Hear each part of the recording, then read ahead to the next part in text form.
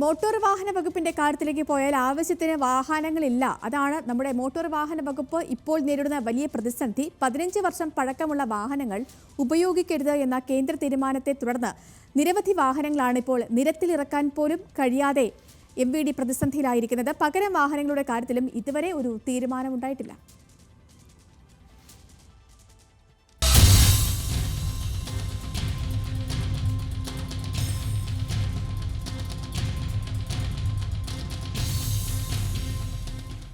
Motor വാഹന വകുപ്പിൽ വാഹനങ്ങളുടെ കുറവ് ചൂണ്ടിക്കാട്ടി ട്രാൻസ്പോർട്ട് കമ്മീഷണർ ഗതാഗത സെക്രട്ടറിക്ക് നേരത്തെ കത്തയച്ചിരുന്നു.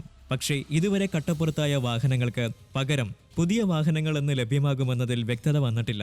വിവിധ ഓഫീസുകളിലായി 70ഓളം വാഹനങ്ങളാണ് കേന്ദ്ര സർക്കാരിന്റെ 15 വർഷ പരിധി അതിജീവിക്കാനാകാതെ ഷെഡിലായത്. ഇതോടെ വാഹന പരിശോധന അവതാളത്തിലായി. ട്രാൻസ്പോർട്ട് കമ്മീഷണറുടെ 2019 സർക്കുലർ പ്രകാരം ഒരു MEI ഉദ്യോഗസ്ഥൻ ഒരു മാസം 150 നിയമലംഘനങ്ങൾ കണ്ടെത്തണമെന്നും 2 ലക്ഷം രൂപ പിഴ ഈടാക്കണമെന്നുമുള്ള നിർദ്ദേശമുണ്ട്. വാഹനങ്ങളുടെ അഭാവത്തിൽ ഇത് പാലിക്കാൻ ഉദ്യോഗസ്ഥർക്ക് ആകുന്നില്ല. നിലവിൽ സാമ്പത്തിക പ്രതിസന്ധിയിലുള്ള സർക്കാരിന് ലഭിക്കേണ്ട വരുമാനത്തിലും ഇത് വലിയ നഷ്ടമുണ്ടാക്കുന്നുണ്ട്. എത്രയും വേഗം പ്രതിസന്ധിക്ക് പരിഹാരമുണ്ടാക്കണമെന്നാണ് മോട്ടോർ വാഹന വകുപ്പിന്റെ ആവശ്യം. ന്യൂസ് മലയാളം, തിരുവനന്തപുരം.